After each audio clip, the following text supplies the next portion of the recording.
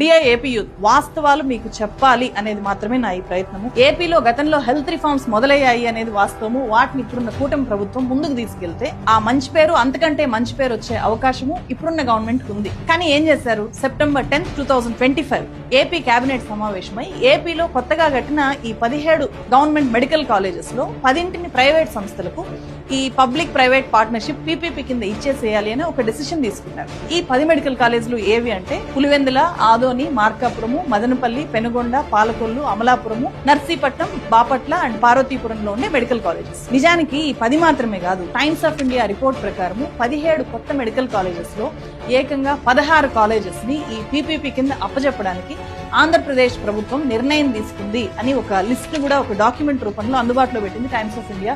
అంటే ప్రస్తుతానికి 10 medical colleges private management కు అప్పచెప్పి ఫ్యూచర్ లో మిగిలినవి కూడా ఫినిష్ అయ్యేలాగా ప్లాన్ చేస్తారు అనేది ఈ రిపోర్ట్ చెప్తోంది. 17 మెడికల్ కాలేజీల ఆపరేషన్ ఇచ్చేయాలన్న ఉద్దేశంతో ఈ నిర్ణయం తీసుకున్నాం. ఏ పార్టీ అధికారంలో ఉన్నా బేసిక్ గా ఫోకస్ చేయాల్సింది ప్రజలకు అత్యవసరమైన ఎడ్యుకేషన్ అండ్ హెల్త్ సెక్టార్ల మీద. ఇప్పుడు ఏకంగా కాలేజెస్ ని ప్రైవేట్ సంస్థలకు 33 ఇయర్స్ కి అప్పచెప్తూ ఎంఓయూలు చేసుకోవడానికి రెడీ అయిపోయారు. నోటిఫికేషన్ ఇచ్చారు. Government college, government teaching hospital ఉన్నప్పుడు అందరికీ ఒకే రకమైన వైద్యము, టోటల్ ట్రీట్మెంట్ ఫ్రీ. అదే పీపీపీ మోడల్లో వాళ్ళు పెట్టుబడులు పెడితే అందరికీ ఒకే ట్రీట్మెంట్ ఉండదు, అందరికీ టోటల్ ఫ్రీ కూడా ఉండదు.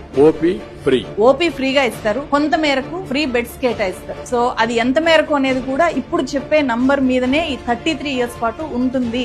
ప్రైవేట్ ఆర్గనైజేషన్ కట్టుబడి ఉంటుంది అని అస్సలు చెప్పలేము. 2017-18 లో నేషనల్ శాంపుల్ సర్వే ఒక జబ్బు చేసినప్పుడు ప్రైవేట్ కి వెళ్తే ఎంత ఖర్చు అవుతుంది, అదే గవర్నమెంట్ కి వెళ్తే ఎంత ఖర్చు అవుతుందో ఆ డిఫరెన్సియేషన్స్ ని ఒక రిపోర్ట్ రూపంలో ప్రకటించింది. రూరల్ గవర్నమెంట్ హాస్పిటల్లో ఒక రోగి అడ్మిట్ అయితే అతనికి మొత్తం అయ్యే ఖర్చు, అంటే గవర్నమెంట్ పెట్టిన ఖర్చు అయితే పెట్టాలి కదా, అలా పెట్టే ఖర్చు 4,290 రూపాయలు. అదే ప్రైవేట్ హాస్పిటల్లో ఒక పేషెంట్ అడ్మిట్ అయితే పేషెంట్ చేతి నుంచి పెట్టుకోవాల్సిన డబ్బు 27,347 రూపాయలు. గవర్నమెంట్ హాస్పిటల్ కంటే 6 టైమ్స్ ఎక్కువ. ఇది రూరల్ ఏరియాస్ లోనే. అదే టౌన్స్ లో అయితే 8 టైమ్స్ ఎక్కువ ఖర్చు పెట్టాలి. గవర్నమెంట్ బిల్లు 4,837 రూపాయలు అయితే ప్రైవేట్ లో 38,822 రూపాయలు బిల్ అవుతుంది. ఆరోగ్యశ్రీ కింద ప్రైవేట్ హాస్పిటల్స్ కి మెడికల్ బిల్లులు పే చేయడానికి గవర్నమెంట్ ఎంత ఎక్కువ ఖర్చు పెడుతూ ఉంటుంది. అట్లా లెక్కేసుకున్నా కూడా ఈ మెడికల్ కాలేజెస్ చాలా ఈజీగా పూర్తి చేయొచ్చు జస్ట్ 5,000 కోట్లతో. 5-6,000 కోట్లు అనేది పెద్ద విషయం కాదు గవర్నమెంట్ కి. అదే ప్రైవేట్ వ్యక్తులు ఇప్పుడు 6,000 కోట్లు ఖర్చు చేస్తే వాళ్ళు 20,000 కోట్లు, 1,00,000 కోట్లు వసూలు చేసుకోవాలి అని అనుకుంటారు. ఎవరి నుంచి వసూలు చేస్తున్నారు? ఇక్కడ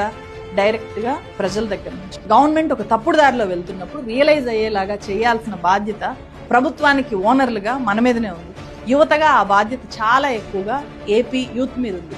ఏమంటారు?